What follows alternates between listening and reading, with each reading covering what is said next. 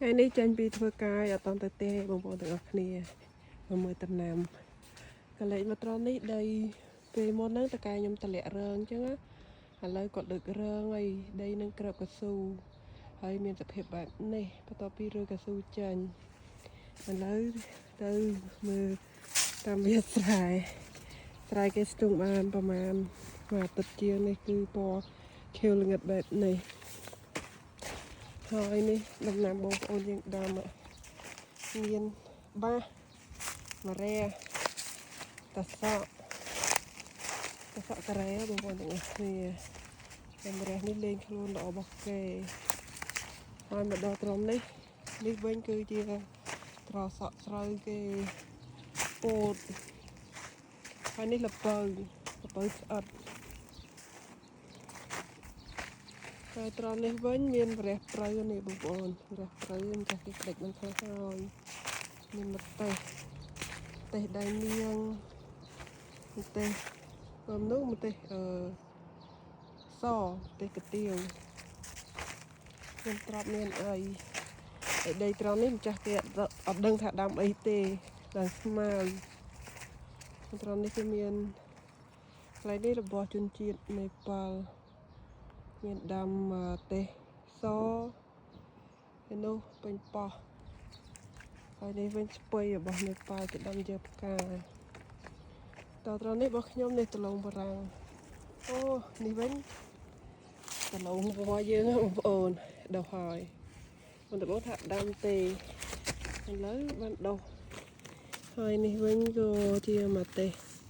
ក្រញ៉ុំដែរក៏មិនកងកែប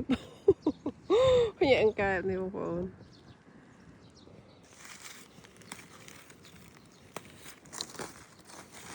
អូចិត្តស្មៅហើយកន្លែងនេះខ្ញុំដាំពោតនេះពោតដុះហើយ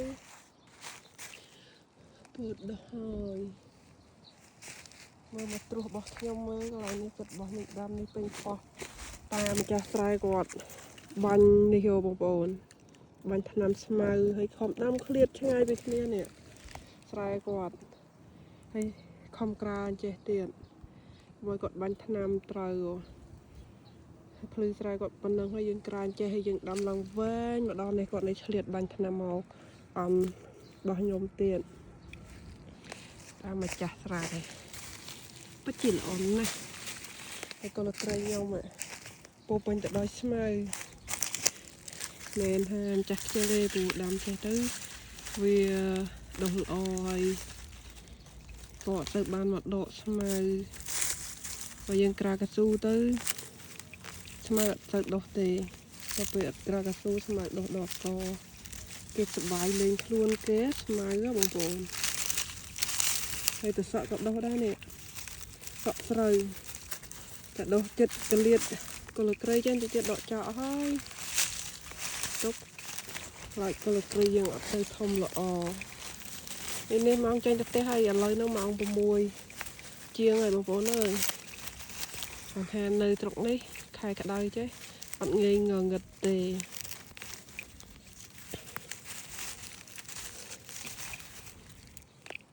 ហើយនៅខាងមុខក៏មានបងប្អូននេះប៉មម្នាក់ដែរលោកគាត់ពងនេះចងតំណាំរបស់គាត់នេះបងប្អូន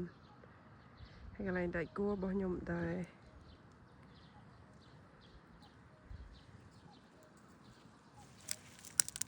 អូខេបងប្អូនទាំងអស់គ្នាជួបគ្នាវីដេអូក្រោយទៀត